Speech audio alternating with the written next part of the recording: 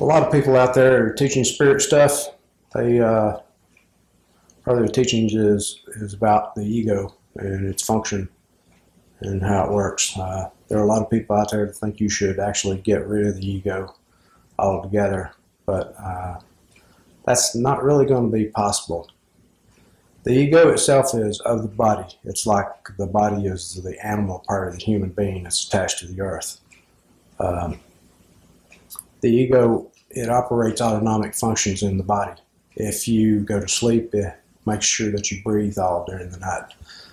It makes sure that your heart beats at the right rhythm, cadence for the amount of work that you're doing. It runs all the endocrine systems in your body.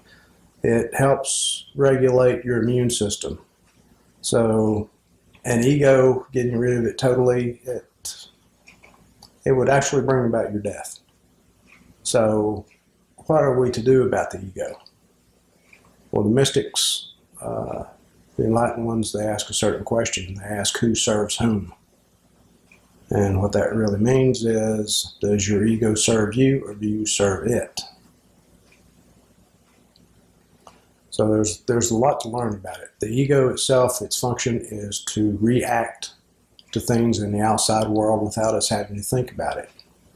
Like a young child learns early on, they may put their hand on the eye of a stove, but if they get burned really bad, from then on that reflex action is a lot stronger. They get anywhere near a stove or that red eye or red anything, they're going to try their best to stay away from it and not touch it at all. Fear, panic, and anxiety are tools of the ego, and the ego can use these three things to get you to do things without you thinking about it at all. It's called reaction without thought. Your ancestors can also program your ego. You've heard of the old saying, it was good enough for Uncle so-and-so, so by God it's good enough for me. This is your ancestral line programming your ego. The martial artist also can use the ego, but it's not necessarily a good or a bad thing, but look at the ancestral program I just described as not being such a good thing. It doesn't serve the greater good of the whole. But the martial artist can use the martial arts, and they will do this dance or they will do this practice routine, and they will do it over and over and over and over again until they have what's called muscle memory. Something in the outside world happens and they just react instinctively. Now, a real martial artist will also practice meditation along with the art, and the reason they do that is they want to have better control over themselves. The martial arts who will meditate and pray and take up other practices, he's getting the ego to work for him.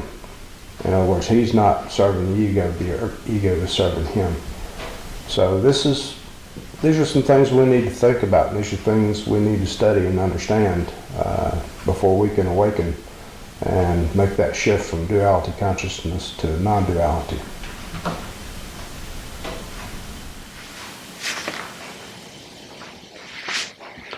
At this point, I guess we need to take a little side trip. When duality consciousness set in on me, half of me went to sleep. That gave my ego a chance to step up and really gain more control over my life. I have a higher self and a subconscious mind that's trying to show me how to reawaken. And I have an ego that wants to remain in control. And so when my higher self and my subconscious mind show me these things that will help me awaken, my ego throws up, let's just say, a glass of water and puts it in front of what I really have an urge to see or to find. But say, like, if I want to see this finger and I put this glass of water in front of it, what I'm really after is behind the glass of water. The glass of water represents desires, which the ego throws up in front of me. What I'm yearning for and what the subconscious and higher self is giving me the urges for is for me to reawaken that part of myself which has gone to sleep. The ego, which has come and taken a place that didn't belong to it in the first place, wants to remain in control, and so it takes a desire My higher self is trying to show me through another person, which I'm attracted to, that there's something awake in that person. That's the reason I'm attracted to them, that's asleep in me. And they're attracted to me because there's something awake in me that's asleep in them.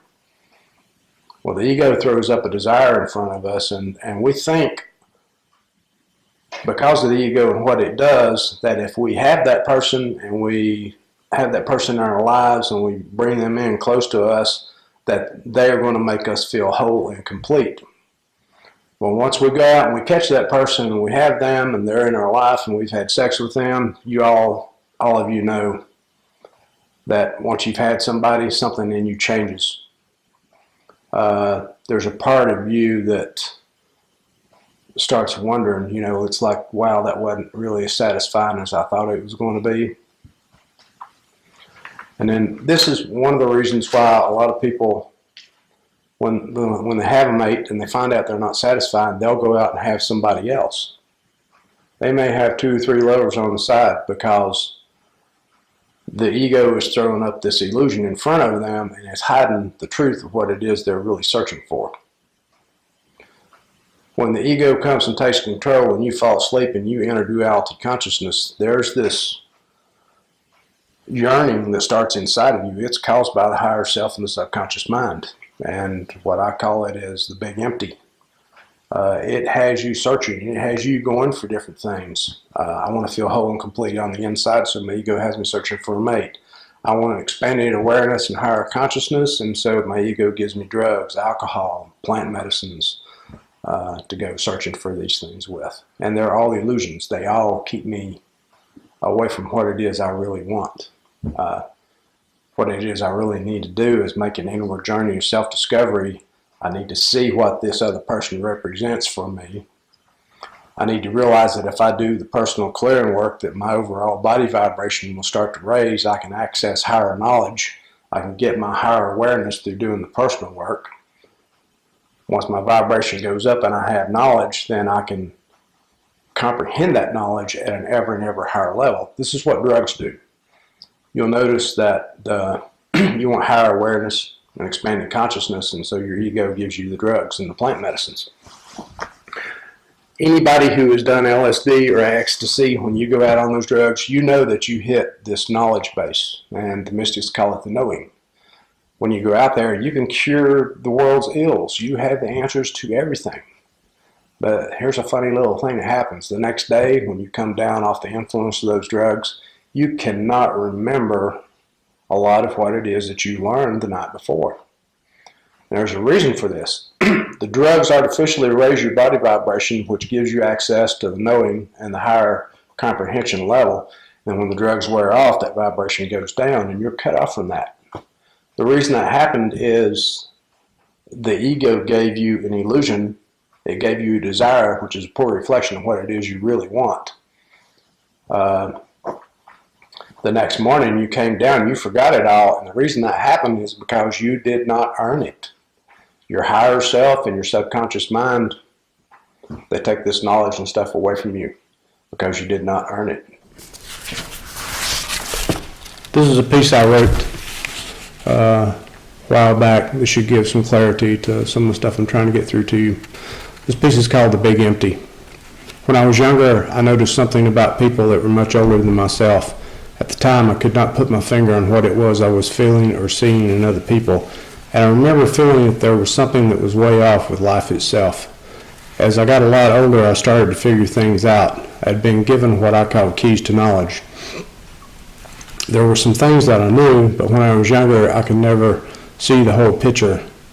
Things like knowing that the adults in my life were sellouts and hypocrites. I knew that these things are true, but I could not yet explain to others what I knew in my heart to be true. It would take many years to make sense of this knowledge and to put the pieces together so that I could see the whole picture. Now I understand what it is that I'm sensing. People were going to sleep, and people were changing in ways they themselves could not see. They were developing a spot deep inside of them that could never be filled. The younger a person was, the easier it was for them to fool themselves for a while. that they had found something to fill that spot with deep inside and feel whole for a short while. I remember seeing a lot of my friends with other people on their arms, and both were saying that they had finally found their soulmates. They looked whole and happy and content at the time, but years later, the shiny wore off of the relationship, and one or both were out looking for that special soulmate all over again. Once again, the big empty started to show up deep inside of them, and the hunt to feel whole again was once more on.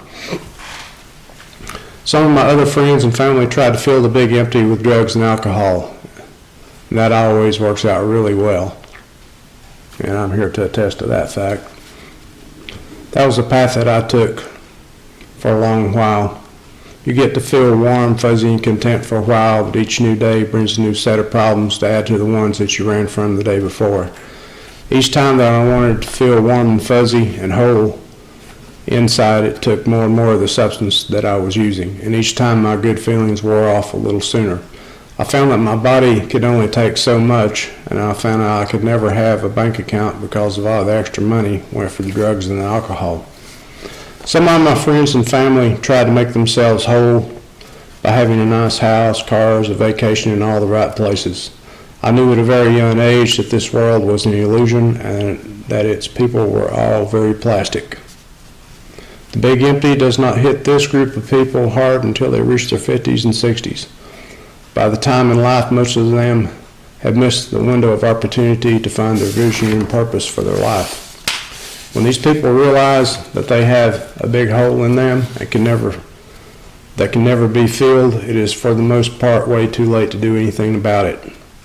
We all know those people who have everything that the physical world has to offer, and yet they are some of the most miserable human beings on the face of the earth.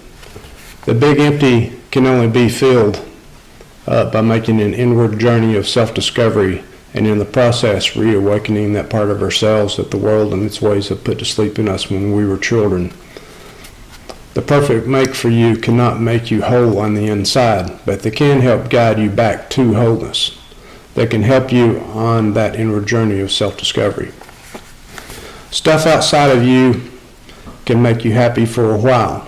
What do I mean by stuff? Well, things like money, a nice house, plenty of lovers, parties with lots of drugs and alcohol. What you are really looking for is inside of you and not outside of you. Are you making an inward journey of self-discovery, or are you being slowly consumed by the big empty?